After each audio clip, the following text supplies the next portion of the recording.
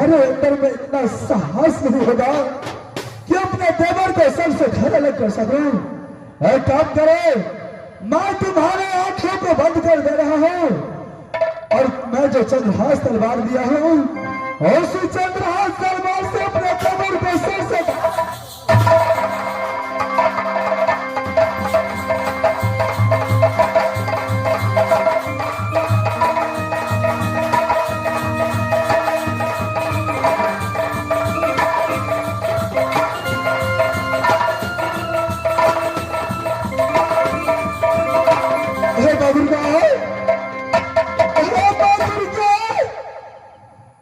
बाबा इंद्र,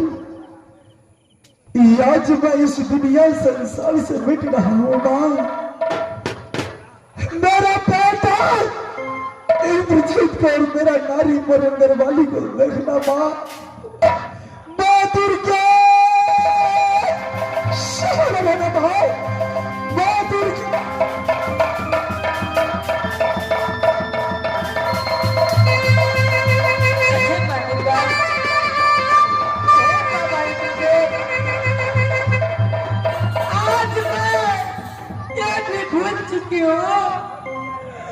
राजमाता के दरबार में कि अपने बेटा जैसे देवर को कत्ल करने के लिए जा रही हूँ बाबा इंद्र। आज मैं ये भी भूल चुकी हूँ आपके साथ में वचन बंद होने के कारण कि ये मेरे देवर को मैं दुश्मन के समझ कर मैं कत्ल करती हूँ बाबा इंद्र।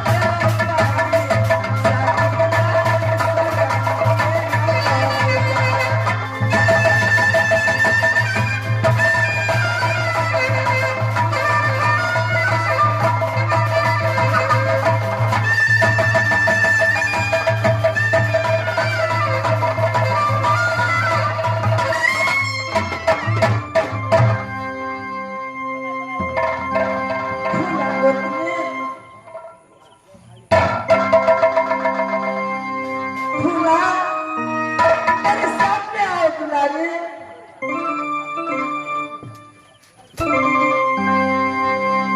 फूला बेटी मेरे सामने आओ दुलारे।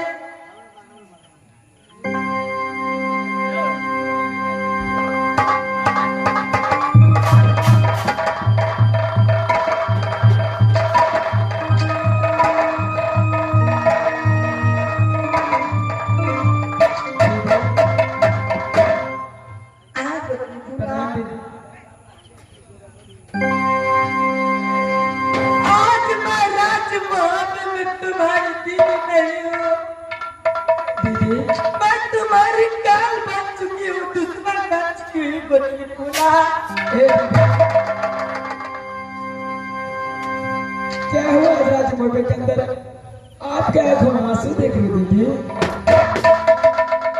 बच्ची फूला, अरे राजमहल के दरमियान में मैं भारी आनंद कर चुकी हूँ बच्ची। क्या हुआ दीदी? मुझे क्या क्यों नहीं सुनाती दीदी? आज मैं राजमहल में इतनी भारी गलती कर चुकी हूँ, उसके सजा मैं पाने के लिए तैयार हूँ बच्चे।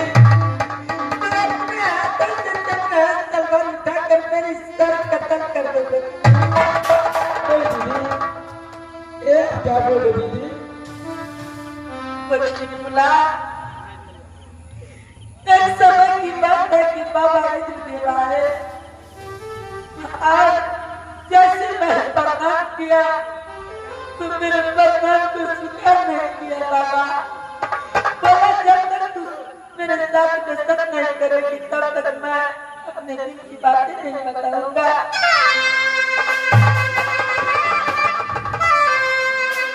आप बोलिए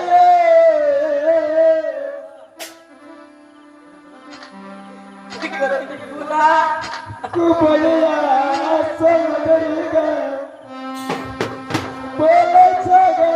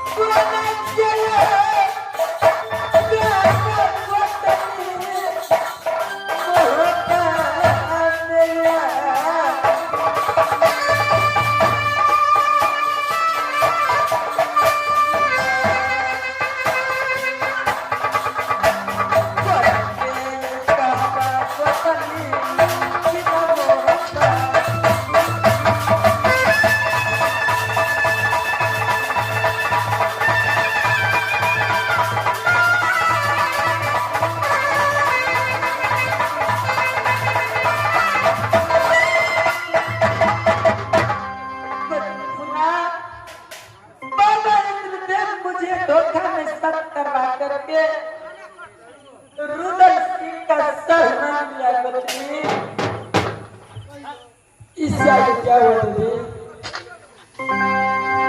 मैं अपने देवर जी से सारी बात बताई। देवर जी का पानी अगर तूने बाबा इंद्रदेव के साथ में शर्त किया है तो शर्त का पालन करना तो क्षत्रियों में धर्म है।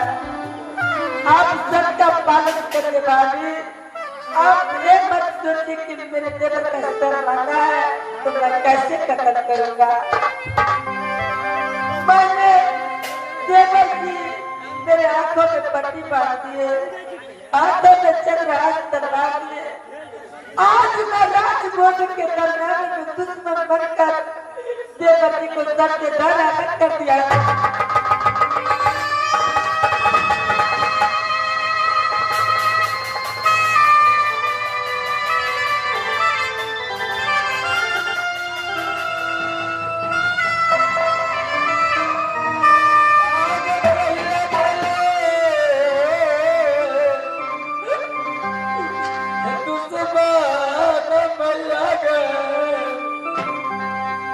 चले गए